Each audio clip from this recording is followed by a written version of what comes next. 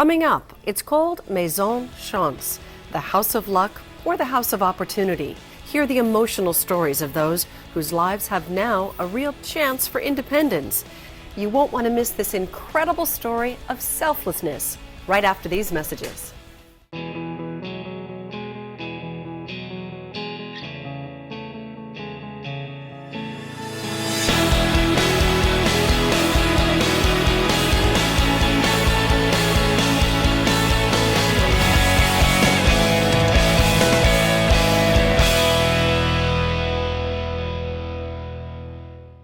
Today's episode takes us across the Pacific to Vietnam and Ho Chi Minh City.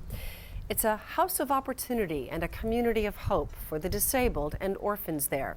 It's called Maison. Photojournalist Lynn Peterson recently returned from Vietnam and has the story for us.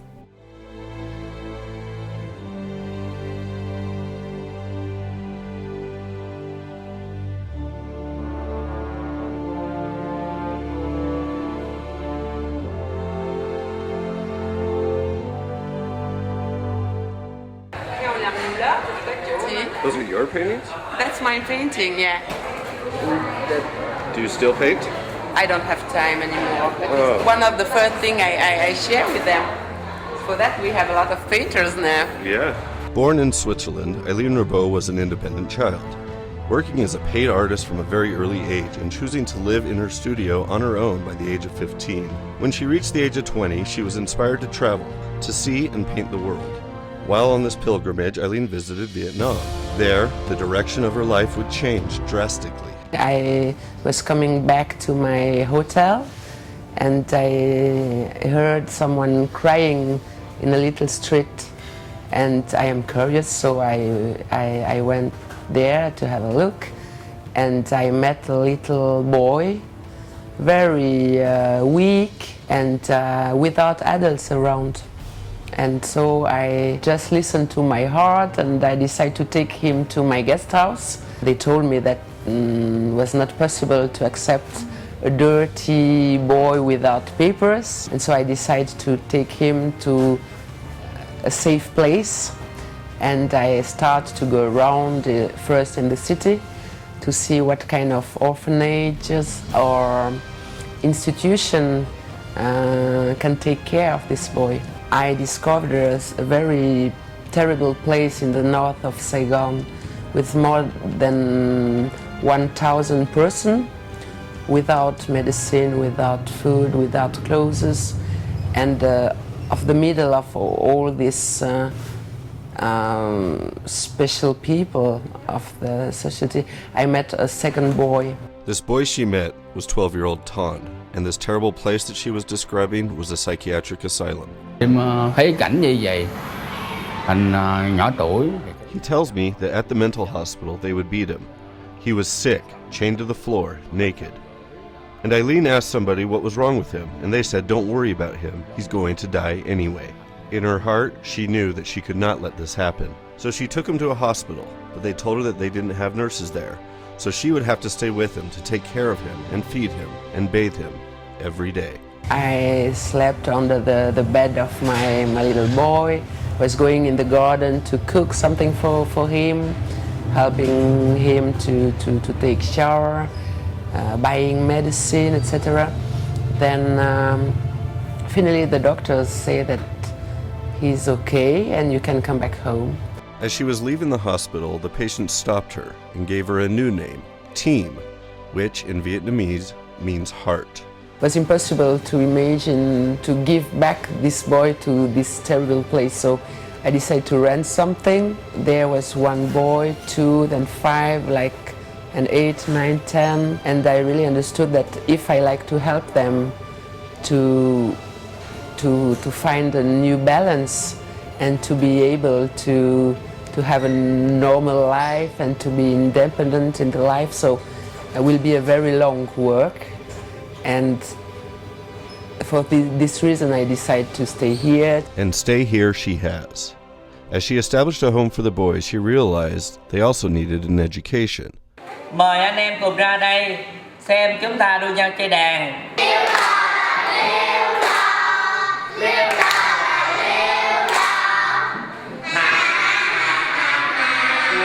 And more importantly, they all need a family.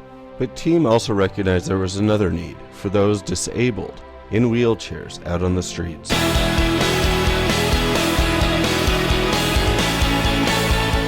In fact, the problem of the kids and the handicap is quite similar because they can't take care of themselves, they've never been to school, and they don't have any family around anymore. So these two groups need a family, a place, brother and sister around. And so I think that between kids and young adults we can find this balance and feel like a real family. What did he think about people in wheelchairs before he knew them, and what does he think about them now?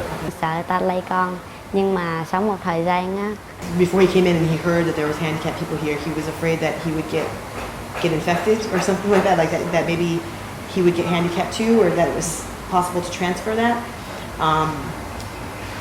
But once he came here, he realized that they had a lot of hardships, just like he did.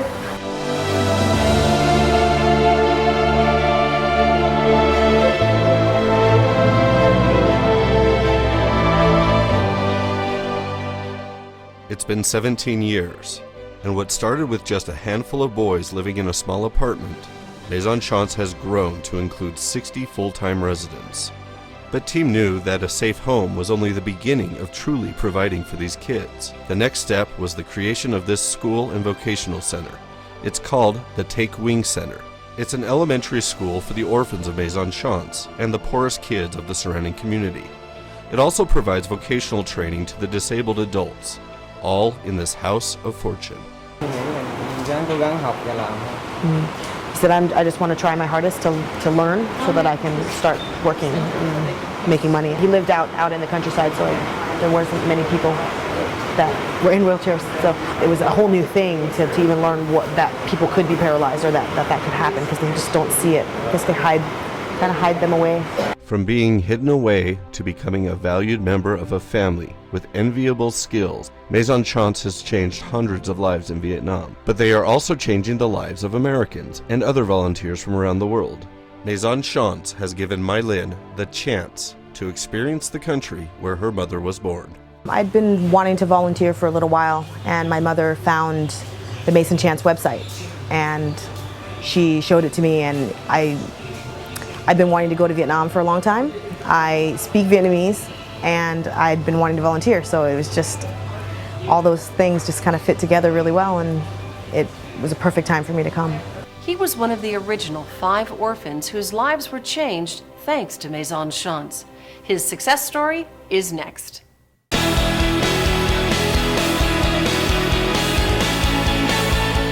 We continue our story now in Vietnam with an update on Maison. Photojournalist Lynn Peterson continues the story.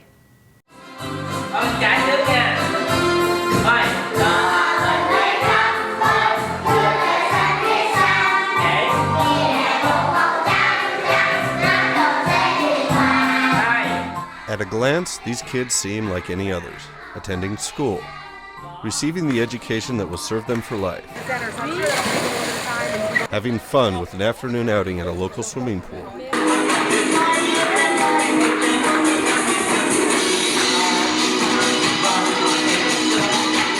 and celebrating the annual Festival of the Lanterns with parties, karaoke, and treats. A closer look, though, reveals the tragedy that colors each of these young lives. Once, they were hopeless, hungry, dirty, and without refuge. The father got an accident and a little girl died, and so the police take him to put him in jail, and so he must start to live in the street alone for quite a long time. Con ngủ ngoài chợ. Before I was sleeping outside the market in the street, and bad people from the big city came to his village, and they bought him.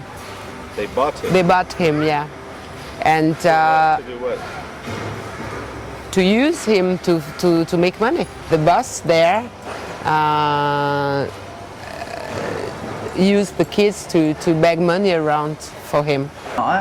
là đã đi lang thang ngoài đó rồi chứ không biết lý do sao. All he can remember was living on the streets since he was little.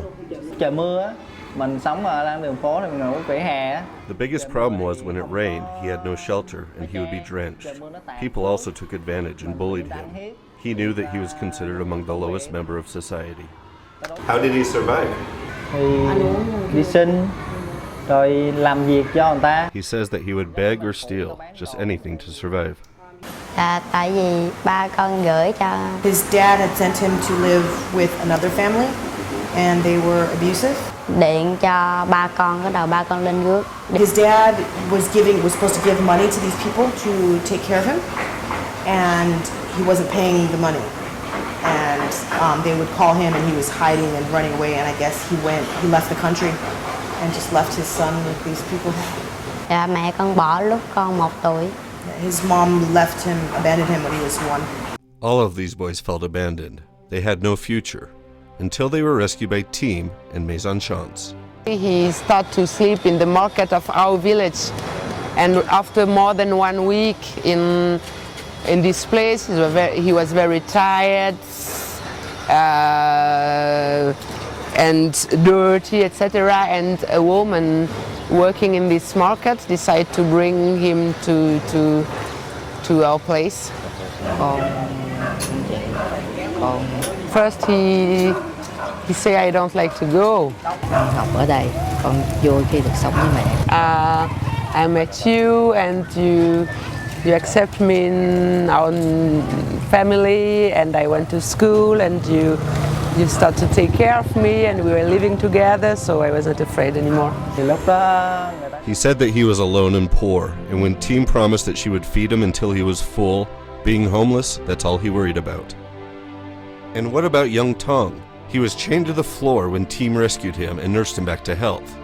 This young man still suffers from being abused as a child. Người ta đánh dữ, Thành không dám lại gần. He was very scared of people he didn't know because that just meant more pain. People would hit him, and he said the things that he's afraid of most are sticks, chains, and locks. Has Team, through her love for him, taught him love for other people? Thương nhiều. He said yes, it makes him love people more. What would he like to say to Team for all that she has done for him?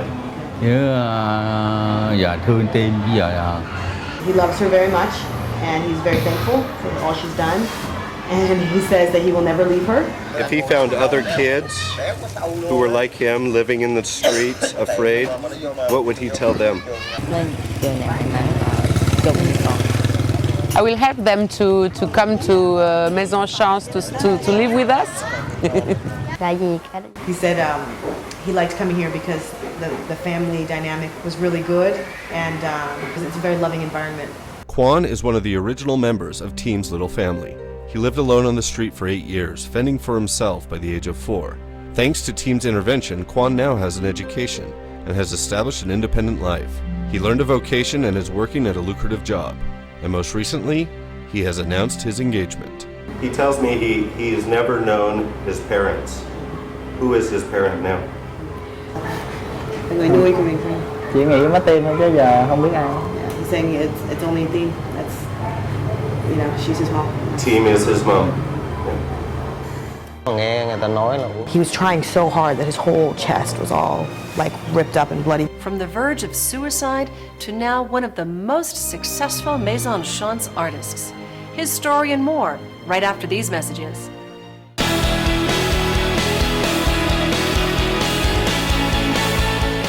Consider this. If you were in a horrific accident and learned that you were a paraplegic, how would you cope? How would this loss of ability affect your life, your family, your job? We return now to Vietnam and the group Maison that's helping people find a positive solution to these wrenching life questions. He fell out of a tree. She used to do a lot of heavy lifting. It messed with her spine, so it's almost like she broke her back. He tells me he was on his way to work on his motorcycle when he got in an accident. He broke his lower back. He was stuck under the car. she eventually found out that it couldn't be fixed, and she said that she cried a lot when it first happened, and she was always crying. Tức là đầu tiên là cũng không biết cái bệnh này. When he first got in the accident, he felt like he had no reason to live. He was tired of life, and so he drank a lot. Là một lần thì nói chung là khi mà nó bị sốc. This is Phong. Before he became paralyzed, he was the sole provider for his aged mother. He tells me that after his accident, he felt Là một lần nó bị sốc. Không còn cái gì nữa. it was the early hours of the morning, and it took him an hour to climb to the top of the wall. When he was climbing that fence, he had told me privately that he was trying so hard that his whole chest was all like ripped up and bloody because he couldn't use his legs at all. So it was all arms, and so he was all bloody. Like by the time he was finished, after an hour of climbing, still hadn't gotten up to where. And that was a fence that he was going to jump off of Yes. to kill himself. Tính đến gần 1 giờ đêm. A woman found him before he reached the top, called for help, and he was taken home. Gần 1 tiếng đồng hồ thì nó lên được có cái. The second time, he acquired poison. But the person he was living with found out and replaced the harmful substance with an innocuous look-alike. When he took it, nothing happened. Fortunately, Phong found out about Maison, and thanks to the Take Wing Center, he is learning a skill that will help him regain his independence. Hundreds of others like Phong have also been trained in vocations. Everything from sewing to computer training and IT to woodworking and crafts. But first came the painters. Are those good jobs here in Vietnam? I mean, when they are done with their training, is that something they can go make money on their own with? Yeah, Good money? Enough to survive? enough to survive. They don't become very rich, but it's good. Some live outside and don't need us anymore. But for the quadriplegic, for example, or the paraplegic, most of the people now, some are working outside, but some also have a lot of problem to work outside. And so they come back to a place to work and they rent something around. So they come in the daytime and at night they come back home.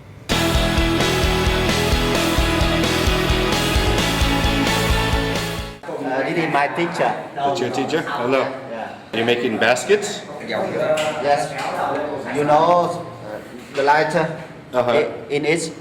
Yes. Oh, okay. Yeah. Right. Good. Lanterns. Lantern. Yeah. I am teaching them web design. So my hope is that in 2 years' time, they will be proficient enough to go out and design web pages for clients. She says that, you know, if Thiem never found her in the hospital, she doesn't know where she'd be. She had to sell her house to pay for her medical bills. So she didn't have a place to live, she didn't have anything. So thanks to Thiem, she actually has a life worth speaking about. This life we're speaking about includes a job. Every day she cooks for over 200 people at the Take Wing Center. She also has her own apartment where she lives with her mother, her daughter, a niece, and her fiancé. He's a painter whom she met through Maison. I see this beautiful painting behind him. Before his accident, was he ever an artist? Did he ever try art? Không. Trước cái tai nạn là chủ yếu là lao động bằng chân tay. Phong tells me that he had never done anything creative. He lived in a small farming community and only had experience with physical labor. When he arrived at Maison, he was worried that he wouldn't even be able to paint. But when he saw that the others also had learned, he decided to choose this vocation because of the low-stress, therapeutic nature of the work. A lot of them, when they first find out they're wheelchair bound, and they're very depressed. They feel, and to translate, it's almost useless, you know. And to know, I think that to have that sense of autonomy and know that they can now fend for themselves and, you know, pay rent and have work to do. I think it's so important and so wonderful for them, and they really appreciate it. Bing is one of our success stories. He got married and now lives outside of Myanmar with his wife and her son, and he paints for a living and he does pretty well. The way our program works is after they've learned their trade, and they're able to make money, then they will move out. And once they move out, what Maison Chance does is when they sell, they work on these paintings, and when they sell the painting, they get about 20%. They get about 20% of that income. The other 80% goes into a bank account for them. And when it comes time for them to move out, then they will get that chunk of money to help them pay rent and so that they can start their life. The final hurdle for Team and her family at Maison Chance is the lack of wheelchair-accessible housing in Vietnam. Thanks to the generosity of Sequel, the distributors of Guess watches, ground has been broken on Village Chance. This unique project will provide these citizens with proper homes. Adapted for their special needs, it's an opportunity for a new sense of community. And it all began in the House of Luck, and now will spread through a village. This project has come an incredible distance. From the 20-year-old girl whose compassion drove her to provide for one little boy, then another and another. Team has become a woman whose open arms embrace and uplift the most unusual of families. They call her like mom here, and that's really what it is. You know, you see her come in and her face lights up, and she just loves them all like her own kids, and it's amazing. Like when I read about her, I was so inspired, and then coming in to meet her, it was a whole nother dimension of it, because you can see it. You know, you see the love in her face, and you see just it's unconditional love, like in its purest form. Like she came home from a trip, and it was a long trip, and the car parked, and she got out of the car and didn't even bother to put her stuff down. She went and, you know, to greet all of her children. Didn't think that I will stay here for all my life. Now I'm just afraid that all my life will be not enough to do everything I like to do.